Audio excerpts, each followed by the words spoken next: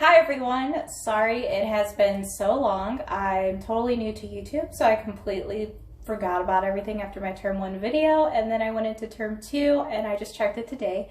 And I apologize because I completely left people hanging in the comments, so I'm now going to pay more attention to it.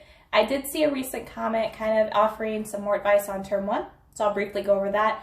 And then I will talk about my experience with term 2. I'm going to kind of keep it a little bit short. Our BSCs tomorrow, I'm just taking a little break to sit here, chat with you guys about the term. So term 1, I know I got asked a little bit more about small groups, a little bit of advice. Coming into term 1, you're going to have that learning curve. And it is completely okay. I was there. I didn't really figure it out till middle of term 1, how I could best study, how I could best really apply myself in the medical school setting. As far as small groups go, I'm an online student. I have not touched campus yet, and I probably won't be until next August, my last term. So I'm going to speak for the online students. Sign up for an OPLG every single week. No matter what the topic is, if you can figure out kind of what your topic of choice is, that's great. If not, just sign up for one. I highly recommend it. That is what helped me a lot during term 1. What also helped me was the fact that I was an AEP student. So not only did I have my OPLG sessions, but I also was required to attend my AEP session every single week on Thursdays. So just the guidance that I got from them along with my small group sessions was extremely helpful. So I highly recommend those. 2, don't try to use too many resources at once. I know you kind of get bombarded. I'll tell you what worked for me was I found out very quickly that the textbooks and reading the textbooks did not help me whatsoever. Now that doesn't stand for everyone. That's just something that I found did not really help me. More so going through the PowerPoints, doing my Anki, reviewing a ton of practice questions is what worked for me. And if I truly did not get something, I would go back and then I would review my text.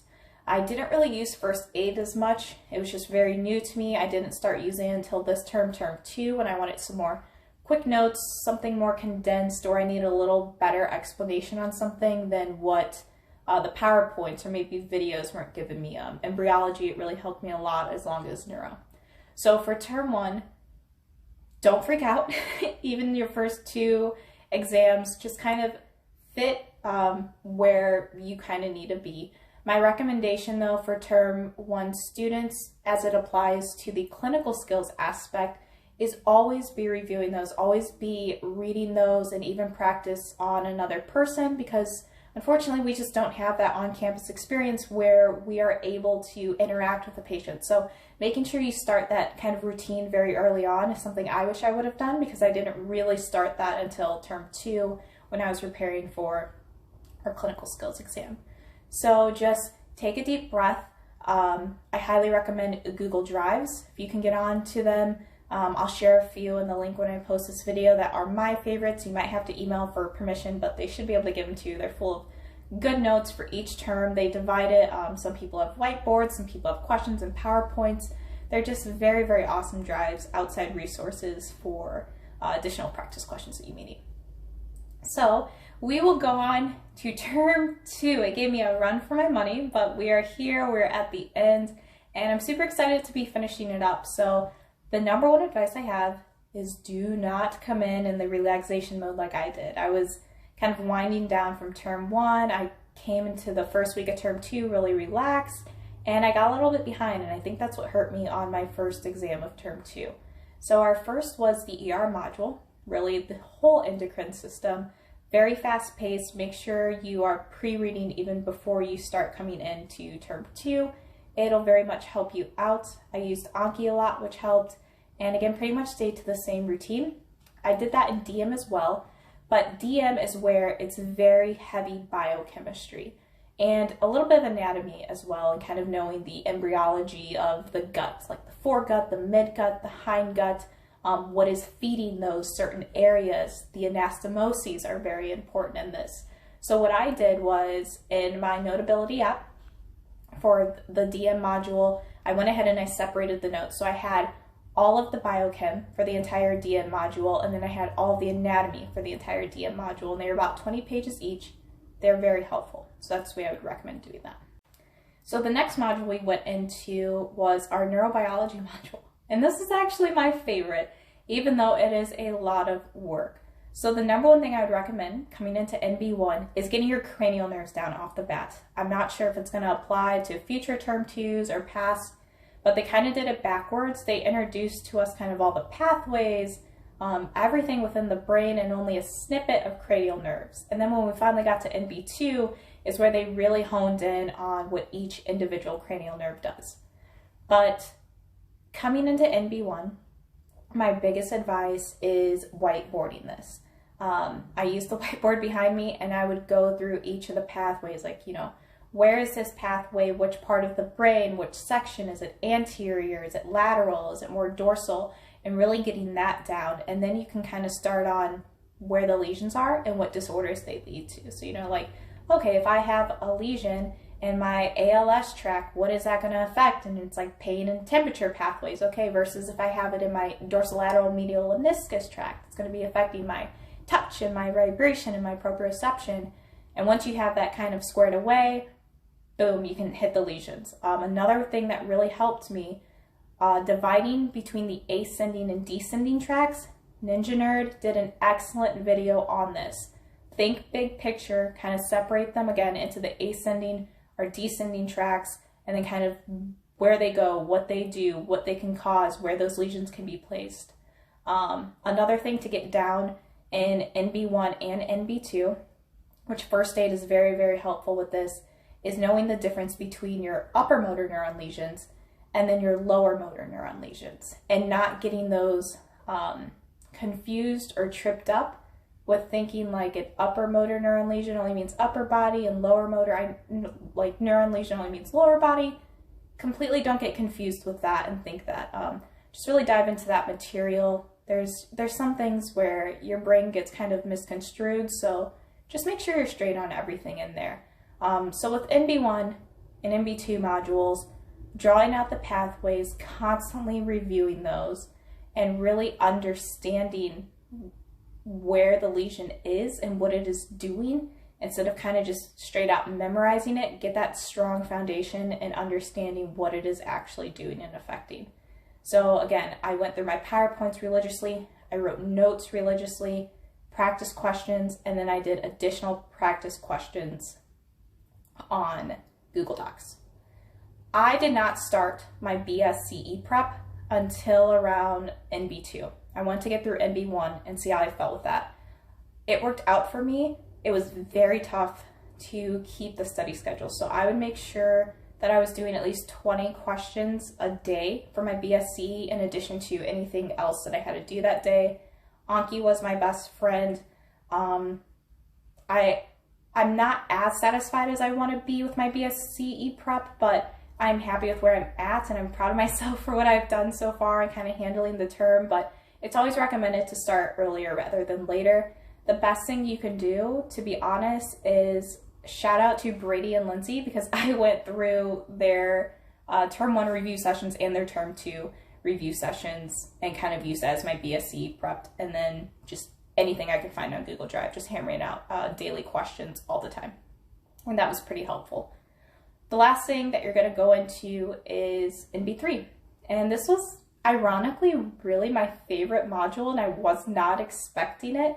My master's degree is in medical science with a concentration in biopsychology. So I was like, okay, I know some psychology here. This could be a little bit of fun, but the way they presented it and the way they taught it, I had an extreme just joy actually learning the material, but it is a lot.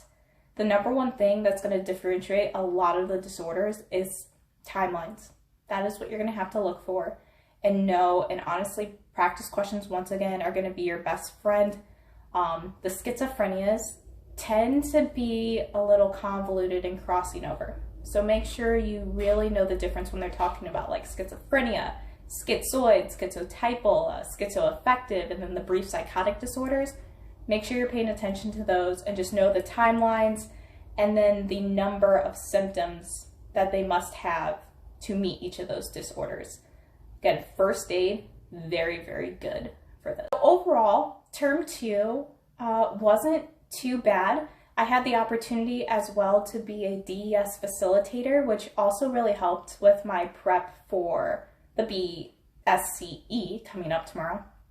And if you have the opportunity to do it, absolutely do it. I had a partner this term. It was super just fun to be able to teach the term ones coming in, but also to reteach myself and constantly have that material presented to me. And then I think one of the other benefits of being a facilitator is you're forced to talk through it. You don't just kind of say it to yourself in your head or like halfway read it or get off like on the buzzwords that you have. It's really, I have to learn it and I have to teach it to you and I have to explain it in my own words. So it forces yourself to do that. Pretty much, I'm almost positive that the schedules are going to be the same. So in 1 week, we had our exam 5, our lab exam, and then our OSEX exam. And then 3 days later following, which would be tomorrow, we're going to have our BSCE. It is a lot, but I touched on these things very early. My exam 5, I made sure I was basically studying like I would study for the exam every single day. So it made coming into exam 5 a little bit easier. So that's what I would recommend. Lab exams, basically just went through all of the quizzes. I went back to the cadaver lab videos that they've posted, made sure I would label each and every photo that they had, going back through the activities and kind of comparing it to that Human Anatomy Atlas book that we have. That's a very good way to work through it.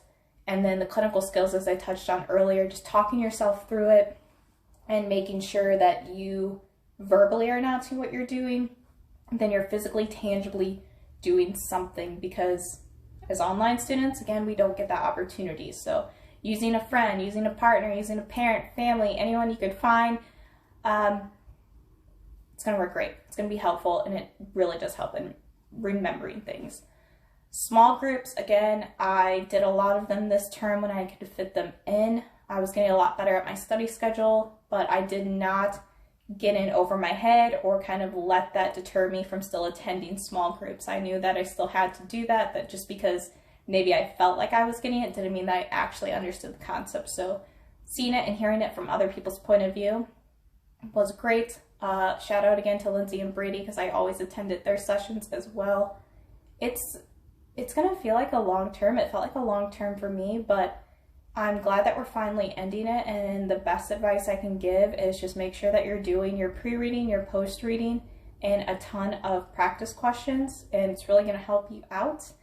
Hopefully I'm going to be a term 1 and term 2 facilitator starting in January. So if you guys have any of the signups, I believe it's going to be possibly me and Noelle. So go ahead and sign up for those. Leave any questions that you guys still have that I have not answered in the comments. I wish all of the term 1s coming in the best of luck. Do not stress out. You're going to be fine. It's going to be a little bit of a change, but you're going to be fine. Stay safe on campus if you're going down there. And then term 2s, again, just make sure you really feed off of what you had in term 1. Take every opportunity that you get. Maybe start joining some groups. Go for that facilitator position if that is something that you have been offered and want to do, and kind of really expand outside of your circle, because now you're a term 2, they're going to expect you to start knowing a little bit more outside of just the basics and really start working into what it means to be a doctor and those clinical skills and those bedside manners and truly knowing the material. Don't forget, you're studying to become a doctor, and it's one of the greatest jobs in the world. And know why you're here, because on days when you are doubting yourself and you are crying and you're frustrated and you feel like you can't get it, sitting back and knowing why you're doing this is one of the best motivations that I have and what I look forward to going into as a future doctor one day. So hopefully I will be posting more. I promise to pay attention to your comments this time. Again, thank you guys so much for joining me and my subscribers, because I wasn't expecting that. I just do this for fun when I can, but hopefully I'll be upbeat about it. You can also watch some travel videos with me that I'll be posting soon. So good luck to everyone, and I will see you soon.